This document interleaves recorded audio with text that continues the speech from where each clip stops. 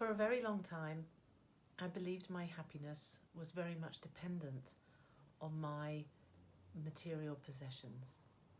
But in fact, I was buying false happiness. I was making choices rooted in fear and insecurity. I was seeking careers that would offer me the so-called success. But eventually, I started to wake up to this realization that my jobs had been giving me little to no inner fulfillment. And my inner being, my true inner being, it knew this, and it wanted me to start making choices rooted in love for myself, to know and understand what I really wanted and what I really needed to be joyful.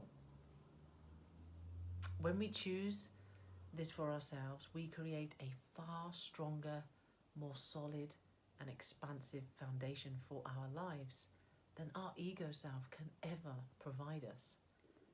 Distinguishing between what is my true self and what isn't hasn't been about completely removing the ego. Not by any means. Because we live in a world of duality, and so it's human nature to be divided. What it's about is finding balance between them. I have learnt through practicing balance that it involves tapping into all of who I am and not just allowing a conditioned part of me to dominate all of me all of the time. There are many moments now when I feel secure, accepted, peaceful and certain. And there are many other moments when I experience the complete opposite. I can feel overwhelmed by stress, crisis, doubt and insecurity. But the thing which has really changed and has made a huge difference is my attitude. The attitude that I have towards these heavier and more uncomfortable emotions. I accept and know it's okay to feel heavy, uncomfortable emotions. And I equally recognize in those dark, tough moments, they are there to let me know I am drifting off course, that I am not in line with my true north. Emotions, they are my guidance system, which I appreciate and value. Emotions are helping me to feel when I am on the right path or when I have gotten off my path. I listen to my inner guru and I follow my inner light, which helps me to take a step to the side for a moment and to get perspective about what really is going on within me. Now, depending what is going on within me and what it is that I'm dealing with, that can take anything from a few minutes to an hour, even a couple of days. I don't resist the emotion. I allow, and that is key. Because when you resist and fight, what you're actually doing is creating more of it the next time that it comes round, and that can be heavier and it can last longer. It's like a snowball effect. So what I do is I keep in mind that nourishing and growing my true, deeper self is what really matters.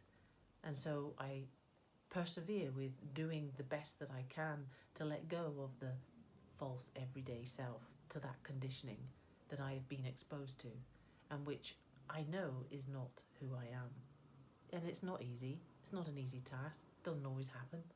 But I know one thing to be true, and that is I am doing the best I can, and that is really all that matters. I am more aware now of when I fall into that victim mode, to that conditioning, because I feel unstable, restless and troubled, and it feels as if I am being pulled from left to right by these outside influences which kind of hold me in what I like to describe as a holding pattern of confusion and indecisiveness. When I'm standing in my truth, on the other hand, I have certainty, I have clarity, and I feel firmly rooted and steady. I feel calm and at peace. Past experiences, external circumstances, and our programming are the three things that I see that get in the way of us being able to accept ourselves fully. choosing to look at ourselves is not an easy process, and it happens only when we are ready.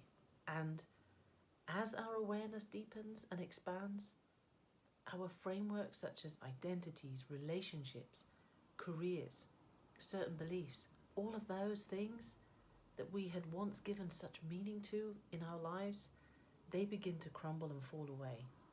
And so breaking free of our conditioning is not easy by any means. But then neither, in my opinion, is staying in suffering. Living too long on autopilot, our thoughts and our words, they actually become out of alignment with our actions, and slowly we move further away from our true nature. For me, it felt like I became disconnected.